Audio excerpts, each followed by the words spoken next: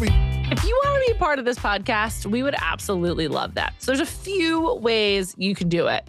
Number one, go to youtube.com/ringerfood, subscribe, and comment. We are not at Dude Perfect numbers yet, so we'll probably see your comment. So leave us one. We might get to 4 digits soon.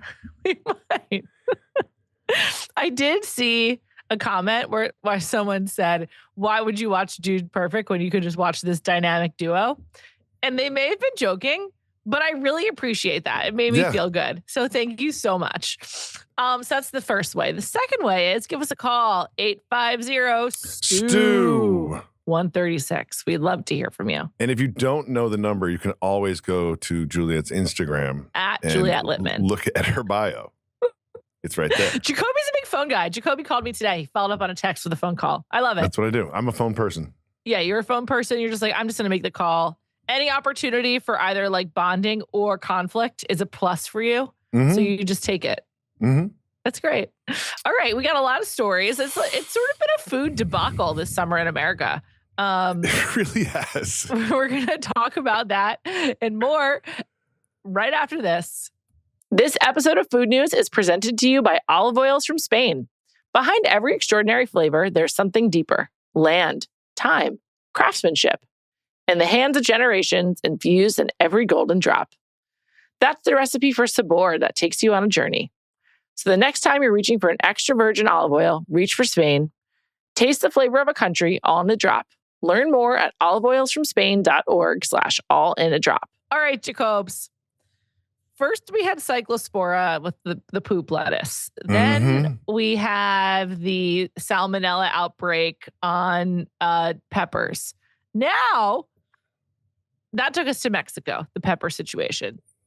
In the past week, there's been another issue where the U.S.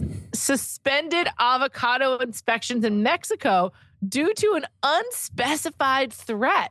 And therefore, importation of avocados was paused. Kind of insane. I'm reading to you from people.com, which is a sort of funny place to get this information, but that's where it came from.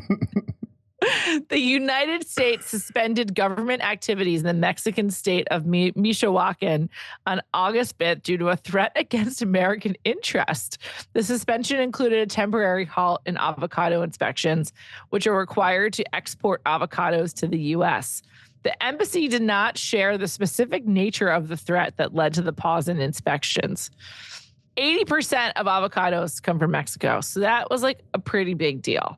This is wild. It is wild. And like, I'm ready for a movie about this. Like, what is the violence? What is the national security issue? Like, what the Why fuck? not specify the threat? Because it just, when you don't specify the threat, it the idle mind just wanders. Yeah. You know what I mean? I'm just like, is this a new outbreak? And then you read more about it, and it's like, it involves terrorism, cartels, investigations, and Donald Trump. And we're talking about avocados. And all of those things are involved. It's like honestly crazy. The stories around food this summer, it's like, is this our apex mountain? It might be. It might be. We're going to hit 4 digits on YouTube this week. Food news is hot. Yeah, seriously. It was pretty insane. So basically, the western state of Michoacan is a leading exporter of avocados to the U.S. and has a high level of organized crime activity with at least 4 cartels, and they're designated as terrorist organizations by the current Trump administration. They operate in the region. But besides trafficking drugs, cartels also make money through extortion, including of the avocado industry. We've actually discussed this before on Food News. It's a very hot topic here. We have. Antonio Cruz, the Michoacan State Security Secretary, told the Associated Press that one of the arrests mentioned by the governor was of, quote, El Pancho, the alias of Alfonso Hernandez Magalon, leader of a local cartel operating in the avocado growing region. I mean, so is this the group Las Viagras? Because I love the idea that there is a cartel called Las Viagras. And I don't know if it is related to the pill, but I like to think it is. I mean, I think we have to assume it is. Otherwise, we would be having no fun at all.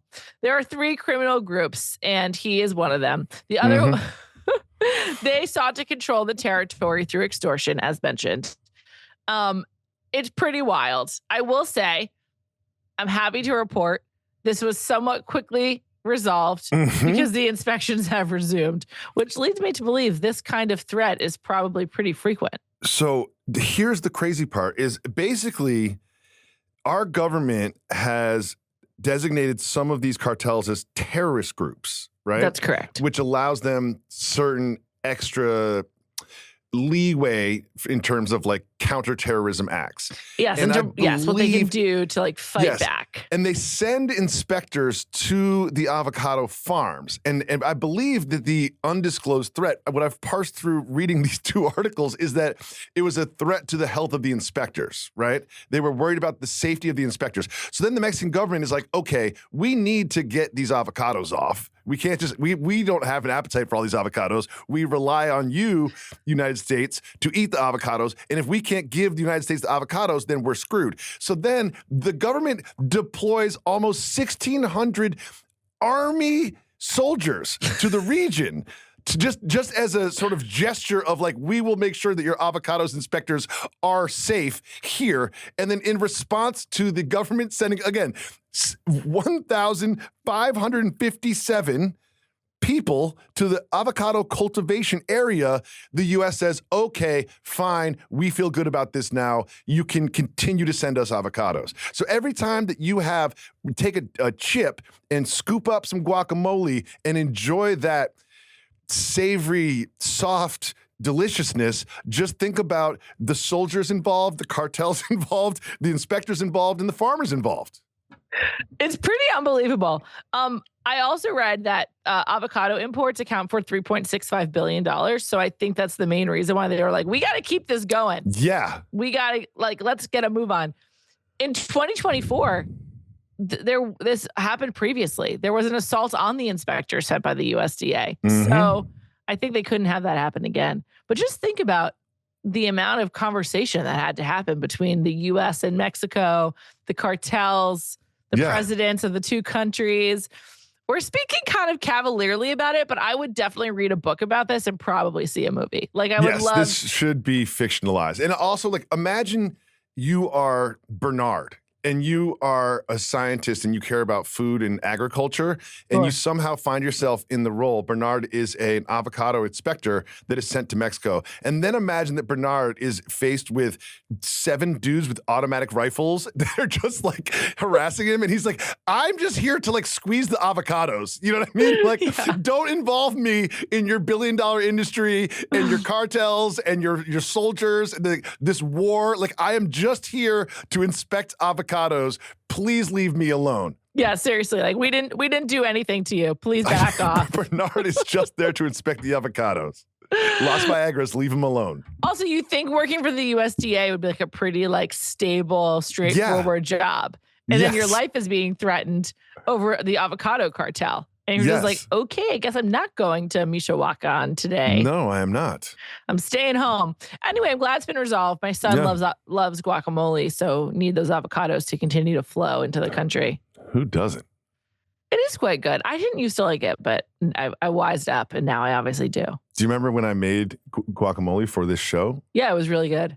Yeah, it ended up really good because I made a bad batch at home. So that was my redemptive guacamole move. Right. Redemption was yours.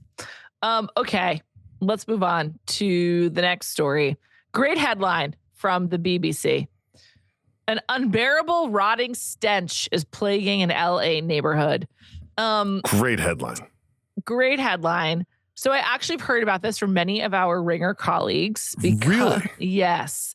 So on June 17th, a fire destroyed a large cold storage warehouse in downtown LA, or like in the downtown LA area. And one of the Spotify offices is in the downtown LA area. So there was a lot of conversation around the disgusting air and the smelly air that our colleagues were subjected to when they went to work. Yeah, and So this is sort of East downtown, not like crypto Staples Center downtown. It's not the home of the Bob Iger owned Los Angeles Lakers. Yes. I bet avocado cartels are involved in that somehow. I don't know how, but I'm sure they are. There's definitely weird stuff we don't know about. So the avocado cartels are totally in play. Las Viagras are involved somehow. Who knows? So in that cold storage warehouse, there was a lot of food, and the 85 million pounds. Not a lot of food, Juliet. You just breezed past that. 85 million pounds of food. And now it's rotting food, including beef, pork, poultry, and seafood. Last week, it was very hot where I am. And my mom and I were buying steak and also running some other errands. And I said to her, let's park at the grocery store, run our other errands, and then buy the steak and then get in the car. Because the idea of walking in the heat for like anywhere from like 30 seconds to 15 minutes with steak was too disgusting for me. I was just like, no, I can't think about the steak in the heat. So it's our last stop and right into the car. So the idea of a fire, like heating up all of this like meat and shit and then leaving it behind is so fucking repulsive. I cannot believe this is going on. And there are like protests about this and signs and like the mayor's getting involved. And like it mentioned in the article. Not soon enough. Where has the mayor been? It's Spencer Pratt is involved. It's just like there's a lot of nouns involved in this story as well. Also, Boyle Heights, not familiar. I had to like look up what Boyle Heights was. It's basically, if you know LA, yeah, it's in LA. There's sort of like East downtown, and there's a big river with bridges, and then you see all those bridges you often see in car commercials. I've noticed, definitely. And the other side of that river is Boyle Heights. Yes, and it's stinky.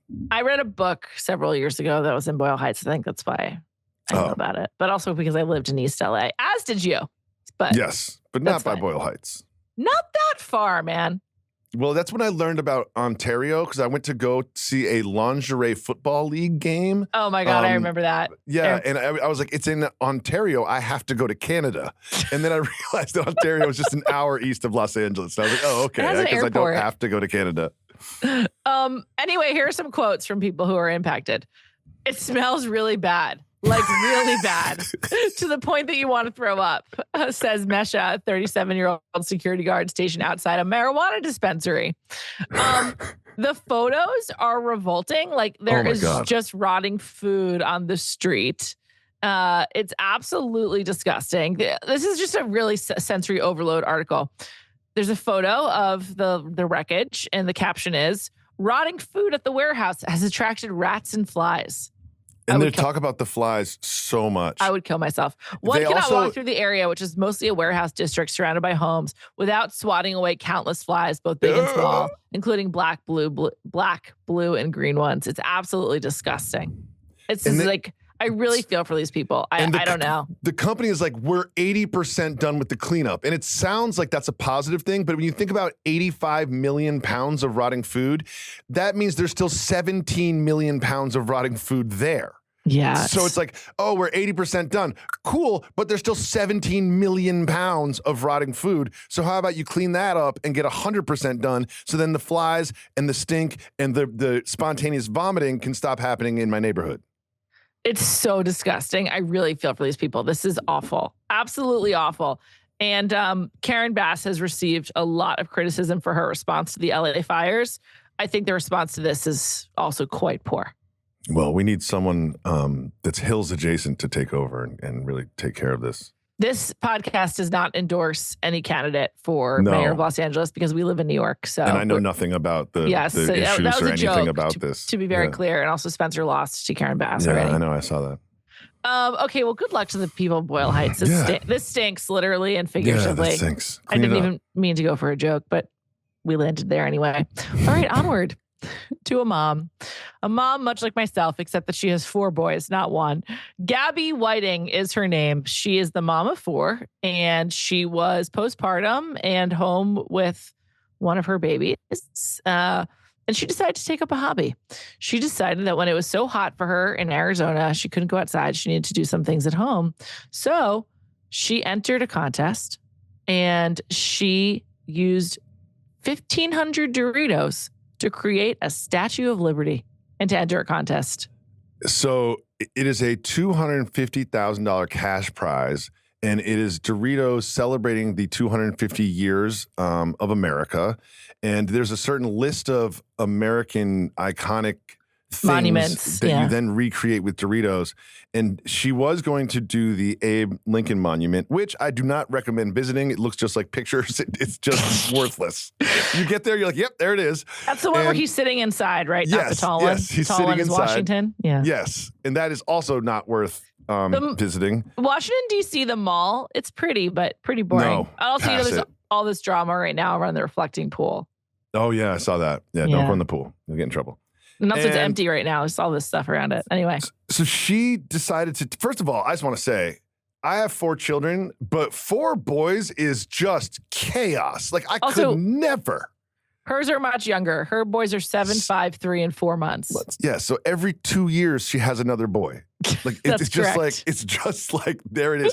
Imagine their gender reveal party for the last one. There's like, oh my God.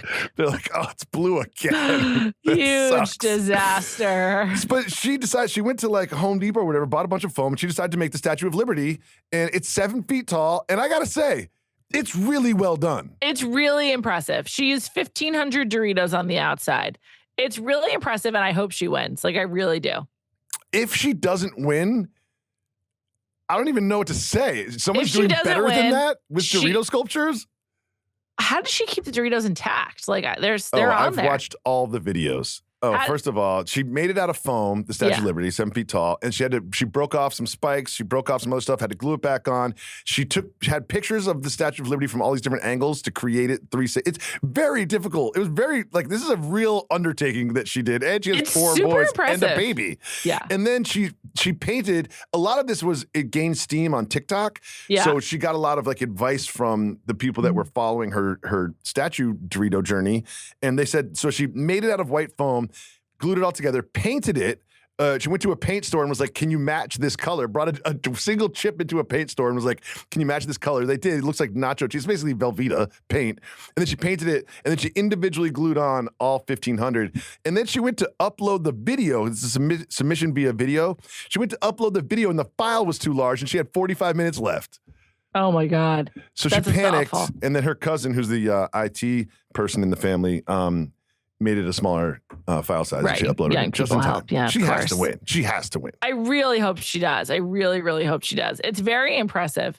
When Doritos set out this challenge, do you think they thought people would be going to these lengths? So they're just like, make a tower with Doritos. Yeah, I don't. I do not think they thought people would be going to these lengths. Honestly, what she reminds me of is the Cake Boss. It's like similar to how they would make cakes on that show. Yeah, and also like, don't sleep on how fucking hot it is in Arizona in the summer. Because if you read this article, they mention the heat over and over and over. At one point during a video, she literally just jumps into the pool.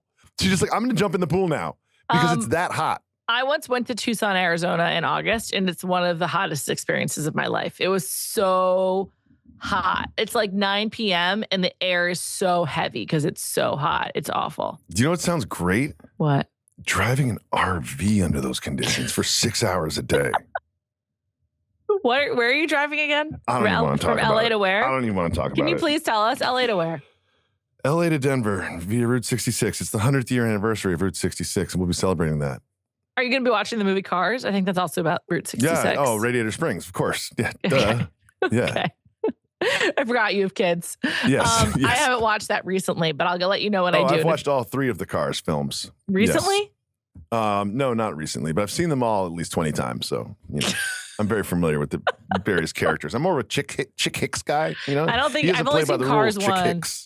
But I do love Owen Wilson, so I support him. It's Lightning McQueen. That is. Sorry. I don't know who Owen Wilson is, but I know Lightning McQueen is my favorite athlete. If someone says, who's your favorite athlete, I'd be like, Lightning McQueen. Wow. Okay. Yeah. That's cool. More than Russell Westbrook, who just retired? Yeah, more than Russell Westbrook. Usain Bolt is a close second. Okay, so you go for speed. Speed. Yeah. Russ is fast. Or he was. He never really did it for me, though. Yeah, he's not your he's not your type of guy. You don't like You don't like weirdos. Yeah, he's not a good hang. Like, it doesn't seem like a good hang. But he does have, like myself and Jay-Z, he has a child and then twins afterwards. So a boy and then girl. And then, no, but Jay-Z has a girl and then boy and girl. Yeah. Okay, so you, Jay-Z, and Russell Westbrook will have a Me, club. Jay-Z, and Russell Westbrook. So if I'm ever in an elevator with any of those people, I have something to fall back on.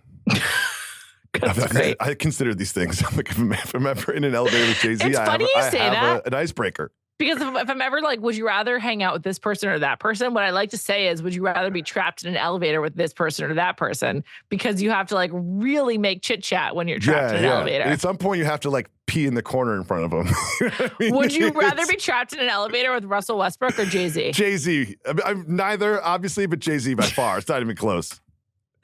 Jay-Z, I feel like would humor you more. He would laugh at your jokes. Like Jay-Z's like, why aren't you trying to get out of the elevator? Because I'm in here with you, dude. Like, this is great.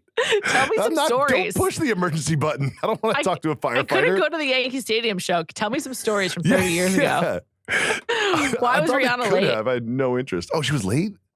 I just assumed she was, but that show started Did you see the Rihanna and A$AP Rocky dancing video? Of course. Oh, so good. I think they have universal approval rating. Like who doesn't like them as a couple? Oh, yeah, they're perfect. They're absolutely perfect. Okay, let's move on. A story from the United Kingdom that comes to us via Leanne Colleran on CNN.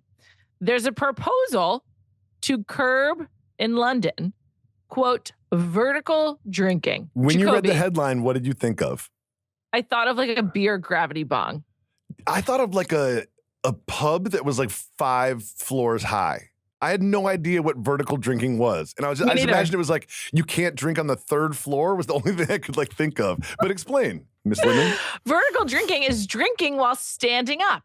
And I can attest, having been to London several times, in the UK, people love to drink while standing up. Yes. Like at the pub, on the street outside of the pub, kind of like just hanging around. And in the West End, there is so much of this that there is now this proposal to try to limit it, to curb it. And people are very upset. The reason that they want to do it is it proposes to, quote, discourage excessive drunkenness and encourage the provision of more seating in premises that serve alcohol for people to sit and enjoy a drink and order food by table service in place of open bar space that caters for high volume vertical drinking. Last time I was in London, stayed at a hotel in the West End, like in Soho, right by all the theaters. And I was actually shocked. Coming from New York, I was shocked at how many people were outside drinking at like 11 p.m. on a Friday. I was like, oh, wow. Like, yes, people are getting after it around here. So I was like, I can kind of understand. But it's part of the culture of the city. It's part of the culture of London. And this is just going to hurt all of the bars. They're going to have to like give up customers to put in tables and more service. And so like, it's a big FU to these purveyors of London culture. It gets weird at the end of the article. What part for you? In a statement sent to CNN, Paul Swaddle, leader of Westminster City Council, called out, quote, confusing, end quote, reporting of the issues. And here's his quote. I want to be straight with people. There is no plan and never has been to ban drinking while standing up in a Westminster pub. Okay. But this is later in the article. Nevertheless, the plan put forward by the council makes repeated references to vertical drinking as a problematic activity. So Paul Swaddle's like, guys, we're never, ever going to ban standing up and drinking. Just don't look at the proposal that my council put forward banning standing up and drinking. Well, it's not exactly banning it, but I think it is trying to discourage it by requiring more like tables, basically. It's like there's like less like open space for people to stand and have a drink. Fewer bars, more restaurants, essentially. I guess, but it's I would say it's not the letter of the law is not going to ban vertical drinking, but the result, like the de facto law, will ban it because we won't be able to get around it. And if you think about a physical space where you serve beers, you can fit like, I don't know, 5 times as many people there if they're not at tables than if they are at tables. Sure. Yeah. And it just seems like, again, one of the things I found interesting about this article is they basically say, like, it's hard enough to make money because young people don't drink. Why aren't young people drinking? It's ruining everything. I think there's a few reasons. One, I just read a pretty disturbing article in Bloomberg about like teenagers on GLP-1s and young people on GLP-1s. Oh my God. It was really upsetting. It made me very sad. Oh. There's that. Number 2, I think people stay home and like do YouTube video games and porn. And number 3, I think there's been like a lot of marketing against drinking. But they're missing out. This is wild. It's funny on reality Hangover. Callie was just telling me that daytime pool party culture in Vegas is dead. So like there's a drinking crisis around the world. Wait, daytime pool party culture in Vegas is dead? Yeah, like the day club. Yeah. Oh, very familiar with the day club. Said it was dead. Thing. Yeah. Oh wow. I know. I was shocked. Did you ever watch the reality show about the Hard Rock pool? No, it sounds good. Oh, it was awesome. All right, I'll check. Awesome. I gotta check it out. Yeah. I liked the mayor of London's response to this. It was a real sort of zinger. You can't run a world famous nightlife district with a village hall mindset. Loved it. I love it. And she also said, oh no, Ellie Ames, this is someone else, regional director of London, the consumer group, Campaign for Real Ale. I mean, what? A campaign for real ale? What? She said, quote, absolutely absurd when the country is losing more of these valued community spaces at an alarming rate. It's always been part of British culture to order pints at the bar without the requirement to remain seated. How else are consumers meant to make the most of well-being benefits pubs offer with a vertical drinking ban?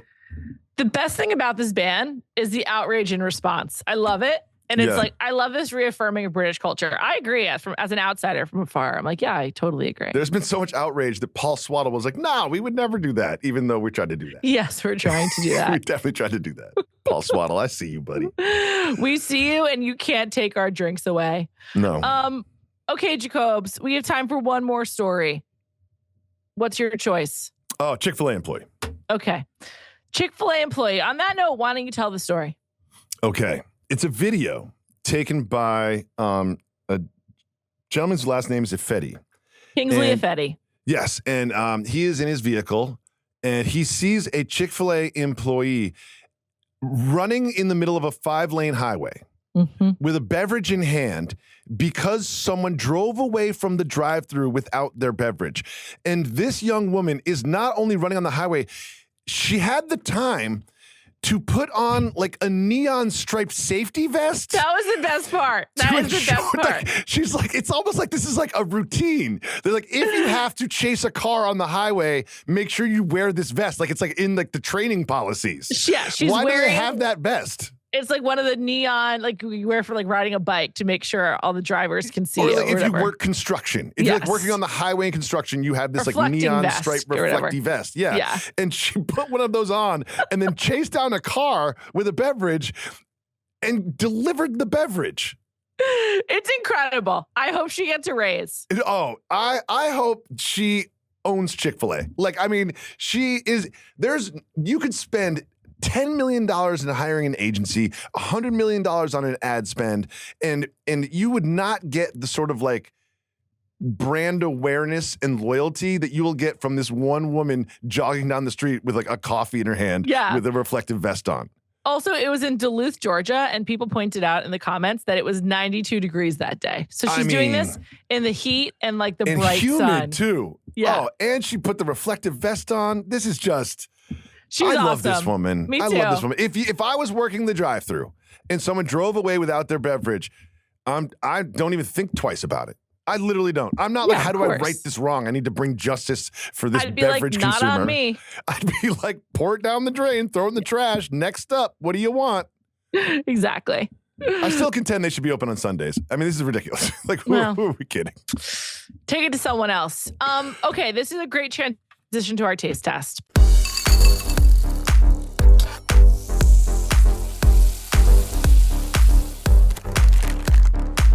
Because, as you all may recall, I had a Chick-fil-A iced coffee for my personal food news recently.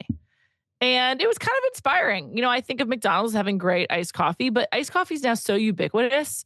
It's on every fast food menu. It is. So for today, we are trying another fast food iced coffee. And we are having the iced coffee with cream from Wendy's. So you recognize this girl, don't you? Brand association with Wendy's. The Square Burger. And that's Square Burger and Frosties. Dipping fries in Frosties. Only because we've done that on this pod. I had not done it other than doing it together on this podcast. And I would also think of Wendy's as like they want to be in that McDonald's Burger King tier, but they're just not. For why not though? I feel like people love Wendy's. They don't have a thing. They're like Chick-fil-A is like, we do chicken and we've got the chicken sandwich and everything. And people love us. And people love us and we'll chase down your car wearing a vest. But like Wendy's needs like a thing besides Frosties. They don't have a thing. Maybe it could be iced coffee. So we're going to try the iced coffee. Then we also got the cheeseburger deluxe, which I'm excited about. Cheeseburger Junior Deluxe. Yeah. All right. So here's the iced coffee. You have more cream than I do. Yeah, it's called a cold brew with cream is what it's called. And they have 3 flavors, and I asked for no flavors. This is a weird taste. Mine's kind of sour and a little thin. Yeah, that's a great way of putting it. It doesn't taste good. No. Okay, coffee's not going to be their thing. No, coffee's not going to be their thing. But they do have square burgers. That is like one of their only points of differentiation. It's like, our burgers are square. It's like, okay. I guess that's cool. I don't know Wendy's. why that's a positive. Why is a square burger desired? Remember Dave Thomas? I'm always dubious of CEOs that put themselves in all the marketing. At some point, like he was probably like, we should probably like pivot off of like me being the face of the franchise. Okay, unless you're Demola. Demola still hasn't gotten back to me, just for the record. Visual assessment. This looks like it's a junior. A White Castle burger from the freezer. Mine looks pretty good. You got tomato, pickles, lettuce, cheeseburger. I have an important note. I went no lettuce. I couldn't risk it.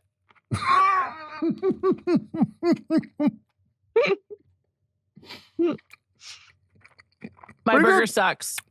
Mine's pretty good. Mine is really bland. Should have got the lettuce. Mine's pretty good. I'm going to try a bite with a pickle to see if that helps. Yeah, mine works. I like it. You know me. I love a second bite. I regret my second bite. The bun is also stale. Wow. I'm out on Wendy's.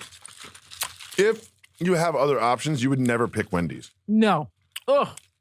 No one intentionally goes to Wendy's. I need water. You end up at a Wendy's somehow. No one intentionally picks to go to Wendy's. Ugh. Burger King and McDonald's are way above Wendy's when it comes to fast food.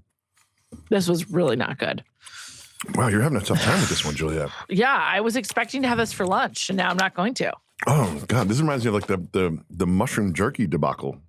That was really bad. You were like angry at me about that one. I have a lot of personal food news because I have some follow-ups. Oh, wow. I'm excited. Bring it. But on the common topic of iced coffee, I have 2 that I want to get into. First of all, a follow-up. Last week I shared that I had a hard time taking the lid off of my venti iced coffee cup. I thought about that yesterday because I took the lid off of my venti iced coffee cup yesterday. Several people, like 3 to 4, sent me DMs to say that it's recent that they changed it and it's very hard to get the coffee cup off the top at Starbucks now. The coffee cup off the top. It's hard to get the lid. I usually consider it the other way around, but I guess that is one way of putting it. You have to remove the cup from the top. Yes. So many people have encountered this as well. So while some of my coffee woes last week were my fault, that one was not one of them. I opened a venti Starbucks drink yesterday and I thought about you. Yes, I thought about you and I thought about this debacle and I realized that you have to sort of like squeeze the cup a little bit. Just squeeze. Yeah. You have to squeeze a bit to get it off. And I was like, oh, Juliet's right. This is hard to get off. Thank you. Juliet's right. That's our breakout clip for this week. Thank you so much. Okay, personal coffee news update. I've discovered a new cold case grocery coffee that I really like and would like to recommend. When you say cold case, you mean like pre-brewed in a bottle type of thing or canned? Okay. Pre-brewed in a bottle. Yeah, because cold case means something totally different to me as a true crime person. Like a dead person. They can't figure out what happened. Yes. The case has gone cold. No. As you know, I love the La Colombe grocery store options in the can and the bottle. It's really good. I just wanted to like mix it up a little bit. So on a flyer, I bought the iced coffee in the bottle right next to La Colombe by Cafe Bustelo, which to me is a very classic coffee brand to drink at home. Like, I think of the actual coffee yellow can. Yeah, the yellow and red tin. Their iced coffee is sensational. Really? I absolutely love it. I got the unflavored one. I think they also make a few flavors, but I would never buy that. It's not my style. It's really, really good. And I like that it feels like not trendy. It just feels like really solid.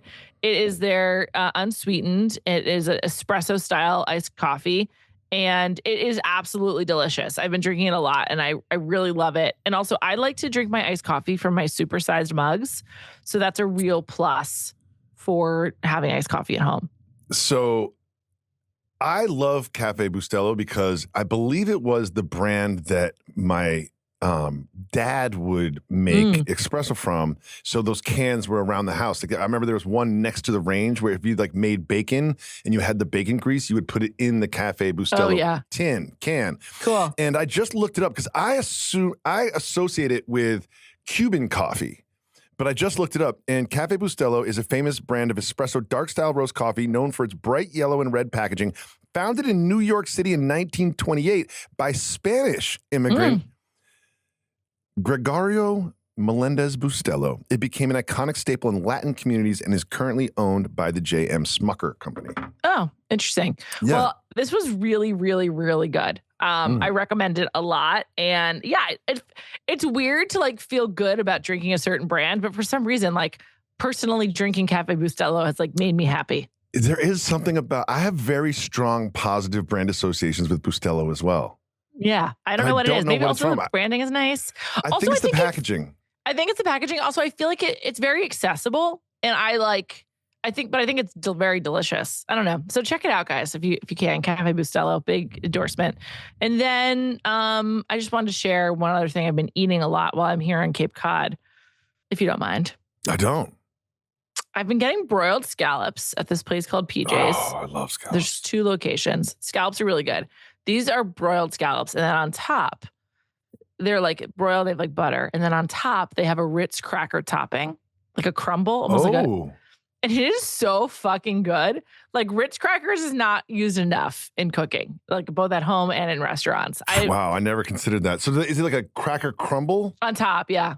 And do they apply it pre-cooking or post-cooking? I think post, and it kind of gets like drenched by the butter. The butter. And it is so delicious. And Ritz crackers are one of my son's favorite snacks, one of my favorite snacks, and I just love them. It's the summer of the Ritz cracker for me. Really? Scallops is always one of my go-to if we're having friends over and we're cooking for them because they're so easy to make. They're so easy to make. Like you basically just put it in a pan with butter, like 1 minute per side, and you're a gourmet chef. Yeah. And what else I would do is I would get bacon. I would cook bacon as well and put some bacon crumbles, like where you put the Ritz cracker crumbles. Sure. And all of a sudden now it's like I'm a Michelin star chef. And all I did was spend $15 on bacon and scallops and cook them for 2 minutes. Just absolutely delicious. Yeah. Good scallops are really, really good. And it's a very underutilized seafood. Extremely I agree. Underutilized. Except around here, they're everywhere. But yes, in general. You don't see them on a ton of menus. No.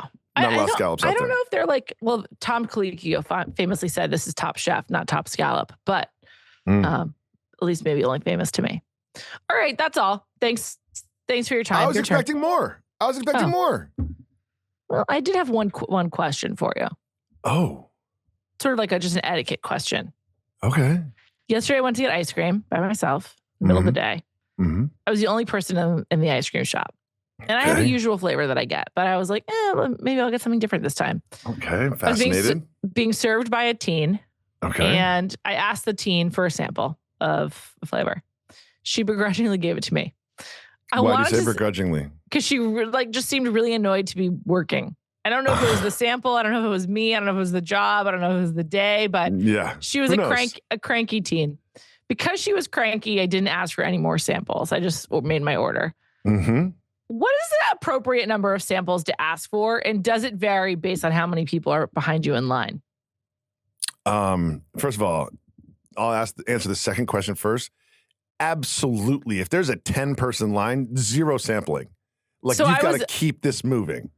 I was the only person there, and I was if you're the only person there, unlimited samples. Like, what else is that cranky teen doing with herself? Even if you have a grumpy teen, I don't know. I'm so afraid of teenagers. Like, I would be afraid of Quincy at this point. So teenagers are terrifying. So I had to get out of there. But anyway, okay, your turn. But the answer is no more than 2. I think if you have more, it's like, honestly, you've had cookies and cream before. You do not need to sample it. You know what I mean? Like, what are we doing? I always enjoyed this is I'm a 16 Handles loyalist. It's coming to my neighborhood. And if you ask for a sample, they give you one of those like paper ketchup cups. Yeah. You know what I'm talking about? That looks like a chef's hat. Yes. And what I will do is because you're doing your own sampling at this point, so there's no one else to govern you because you're at the 16 Handles. I'll have 7 and 8. I'll end up eating like 4 ounces of samples and not buy anything except for my kids' stuff. I love 16 Handles samples. Here's my personal food news, Juliet. Okay. I've discussed this before. My wife is out of town. I've got 3 of the 4 kids. And I have to make lunches all week for 2 of them. Only 2? One of them goes to Potbelly every single day. And he's so proud of being a regular at Potbelly that he's like, they know my name, they know my order. And he's like, those are my friends. He's like, the people at Potbelly are my friends. The ones around the corner from the office right here. You know the Potbelly here? Yeah. Quincy's a regular. Okay, and he knows the people. 2 things about this. First of all, this is so your son. Like you also would know all the people at Potbelly. Of course. Congrats. And number 2, I've been thinking about how I don't go to that Potbelly frequently enough. I fucking love Potbelly. I like Potbelly. So I get it. I fucking said love to him, I was like, I've got the app. I can just order you a sandwich. It'll be waiting for you. He's like, no. Yeah, I need to talk to my friends. This is so your son. I was just like, you're the best. Anyway, so what's his order? Wait. What's his order? Italian with the works. He says no pickles. And I'm like, why no pickles? He's like, they're too sour. I'm like, you might not be related to me at all. You might not be related to me at all. You didn't ask. My Potbelly order is, they have a lot of good stuff, but I usually get turkey, provolone, pickles, lettuce, tomato, mustard, mayo, because they have excellent mustard. Like Potbelly Really? has top-notch mustard. Yeah. I kind of feel like you have to pick a side between mustard and mayo. No. I don't really combine the two very often. I think they're a perfect pairing. On Really? my deli sandwiches, I always get both now. I love it together. So we had to go grocery shopping. Okay. And I was like, let's make an event out of this. I've been to this grocery store before. I believe I've been there twice before. But Stu Leonard's. Great place. It's heaven on earth. I could spend 4 days in Stu Leonard's. Like I could vacation at Stu Leonard's. This place, if you don't know, it's a like sort of a farm vibe. Like they've got one of those big silos for holding wheat. It's sort of like on top of this hill in Yonkers. And you drive up, they got this giant sign of Stu Leonard's, and you go up to it, and there's like bales of hay, and you walk through this like outside area where they sell plants and stuff, like sort of like the plant section of Home Depot. And they have sort of their featured items in the outside area. And then they've got free soft serve ice cream station.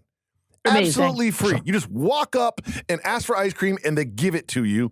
And we do that at the end, and then you go inside. And one thing I didn't realize is they've taken the grocery shopping experience and sort of given it some amusement park vibes. I was going to say, it's sort of like Disneyland for amusement parks. Well, for grocery stores. I read this sign while there.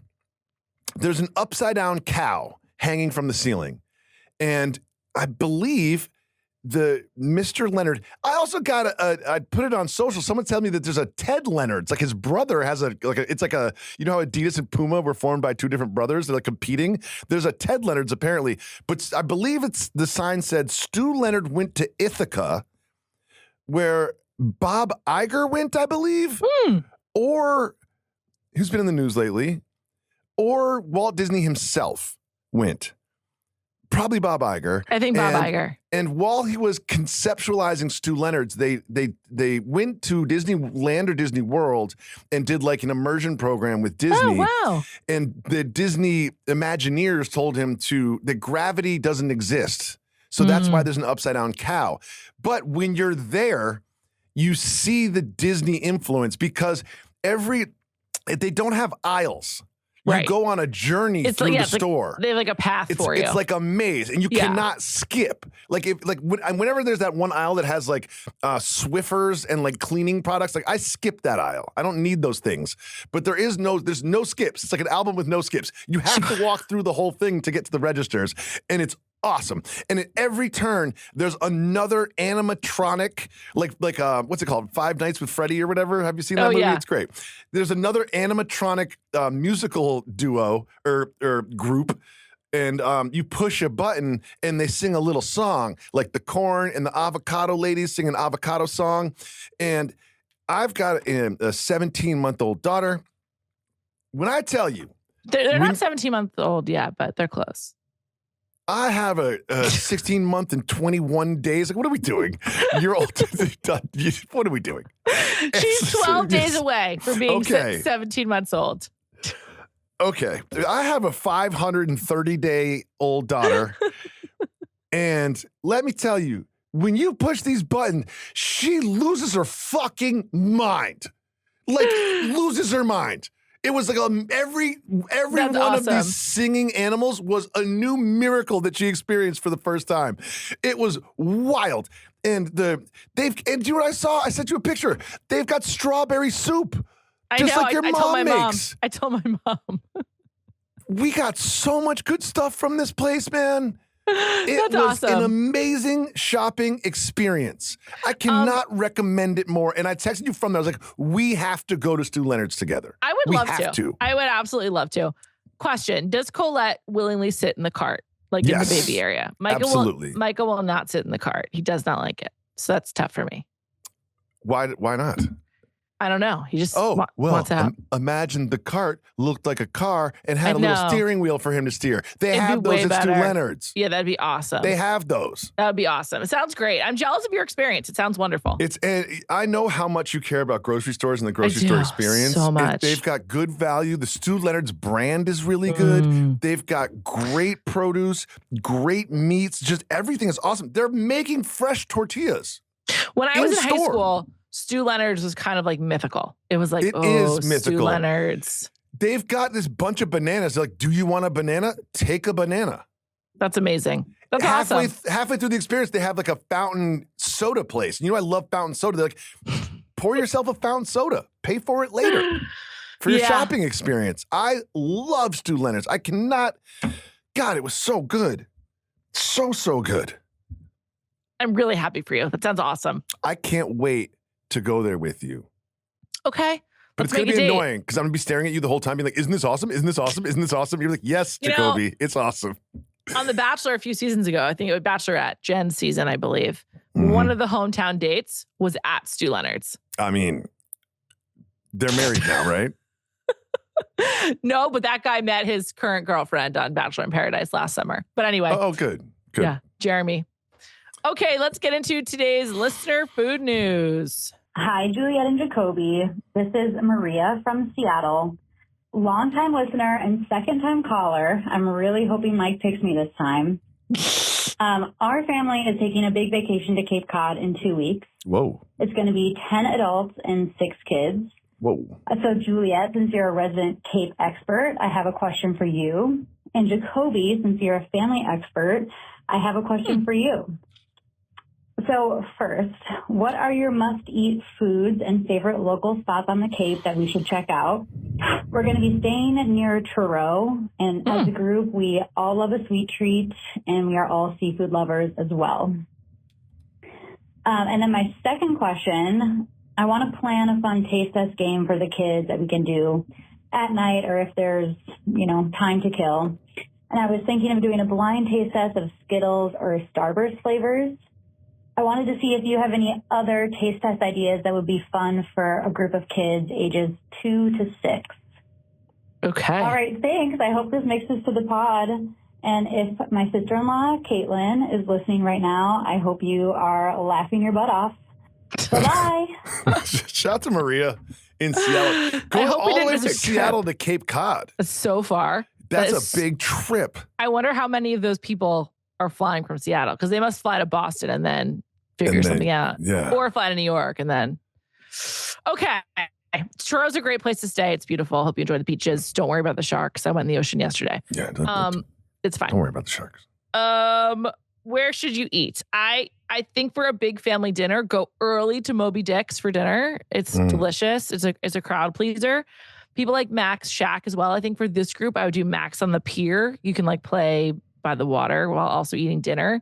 Can't go wrong with either of those. For ice cream, there's Sweet Escapes in Truro, which is great. But my favorite, where I got my ice cream from the Cranky Teen, is Nauset Ice Cream in East Ham. PJ's is delicious. That's where I've been getting my broiled scallops. And don't go to Wendy's.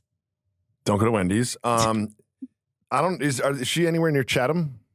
It's kind of a long drive for that 16 Chatham people. Candy Manor, if you're on your way out there. If you have any opportunity to go to Chatham Candy Manor, you got to go there. You know they're Food News listeners. Shout out to Paige, owner of Chatham Candy Manor. Yeah. Really? Yeah. When I was a child, we used to go there all the time, and they literally had penny candies. And I remember. It's still there. Yeah, I remember spending $1 and getting 100 pieces of candy. Paige sent me fudge once. The Chatham Candy Manor is awesome. I love the Chatham Candy Manor. I have great memories of the Chatham Candy Manor. And Paige, you are now my favorite person in the world. Yeah, it's awesome. And congrats to them. They opened the second shop this summer in Maine in Kennebunkport. Do you know what I love? I love the fact that it's called the Candy Manor instead of Candy Shop or Candy House. It's like, this is a manor of candy. This is high class candy that we have here. Totally. It's like Downton Abbey or something. This is the Candy Manor.